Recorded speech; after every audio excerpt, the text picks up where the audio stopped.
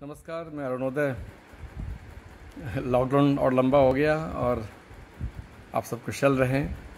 ईश्वर से प्रार्थना है कि आगे भी जो ये संकट का समय है अच्छे से निकल जाए और हम इससे निकल कर पुनः एक सामान्य जीवन जी सकें। पिछले कुछ दिनों में कुछ वीडियो के माध्यम से या कुछ लेख के माध्यम से मैंने काफ़ी संवाद दिया आपको, कोई आपके भी बड़ी अच्छी प्रतिक्रियाएं आईं। कल कुछ मित्रों का फ़ोन आया और मैसेज भी आया कि लेख तो बहुत हुआ, अब एक आध कुछ कविताओं को भी सुनाया करो वीडियो फॉर्म में, ऑडियो फॉर्म में। तो जो तुम्हारी पुस्तक है हरसिंगार, उससे ही कुछ पाठ कर लिया करो। ये चुनना बड़ा मुश्किल था मेरे लिए कि किन कविताओं का पाठ करूं इस समय में। बहुत अधिक विषय हैं उस संकलन में।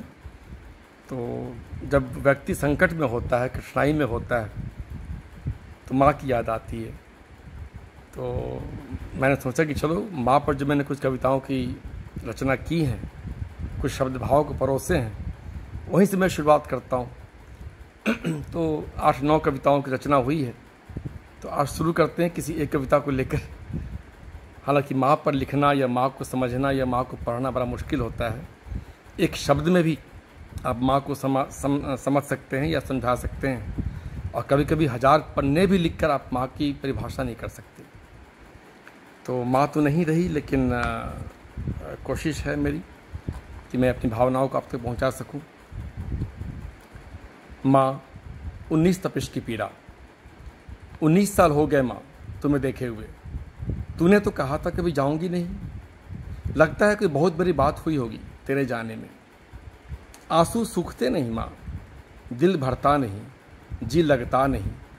तेरे वजूद की खोज किए चलता हूँ।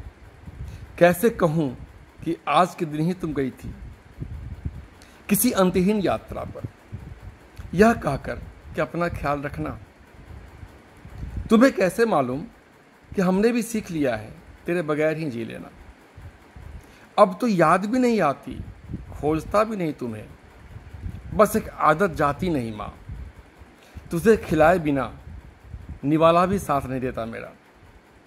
सांसें भी कह डालती हैं माँ को याद कर लिया कर। सांसों को क्या मालूम कि बिन तेरे तो सांसें भी सांस नहीं लेती। फूल लाता हूँ, रोली चढ़ाता हूँ, अक्षत और कुमकुम से तुझे सजाता हूँ। जब अपने आप को ही सजवाना था माँ, तो मेरी क्या जरूरत थी। मैं तो तेरी गोद में सोने आया था, तेरे कंधे पर रोने आया था, तेरे आंचल में छुपने आया था। अपने भाग्य को तुझसे चुमवाने आया था माँ। तूने जाते ही मुझे बड़ा बना दिया ना। न तो सोता हूँ न ही रोता हूँ। छुपाने को कुछ है नहीं तो छुपता भी नहीं। चूमने को तेरे दोनों पोते हैं ना मेरे पास। तेरा उड़हुल सूख रहा माँ, तेरा उड़हुल सूख रहा माँ। पानी दिए चलता हूँ, इस अंगना न सही अपने ही आंगन में लगवाऊंगा।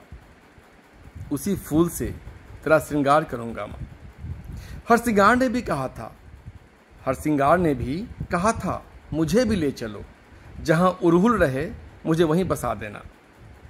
मंदिरों के पुजारी भी तुम्हें खोजते चलते हैं, तेरे हर वजूद को माँ। आज तुम्हारी पुण्यतिथि है न माँ।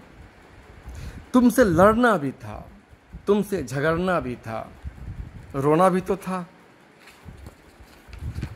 लड़ू भी तो किससे, रो भी तो क्यों, कोई चुप भी तो नहीं कराएगा। अपना ख्याल रखना माँ। कुछ कमी अगर दिखे तो नज़रअंदाज कर देना माँ, हमेशा की तरह। आचमन कर पुनः सोना चाहता हूँ माँ तेरी गोद में। माँ के बारे में आप जब भी कुछ लिखने की कोशिश करते हो तो शब्द बहते होते हैं। उन शब्दों भाव को या शब्द को आप न तो बांध सकते हो, ना सहेज सकते हो, ना पिरो सकते हो। जब जिस भाव में शब्द आपके पास उतरते हैं आपके मानस में, उन्हें उतार लिया करो। यह कहना मुश्किल है कि माँ पर कोई कविता या कोई रचना सर्वोत्कृष्ट है। हर माँ की अपनी कहानी होती है। अपना ख्याल रखिएगा।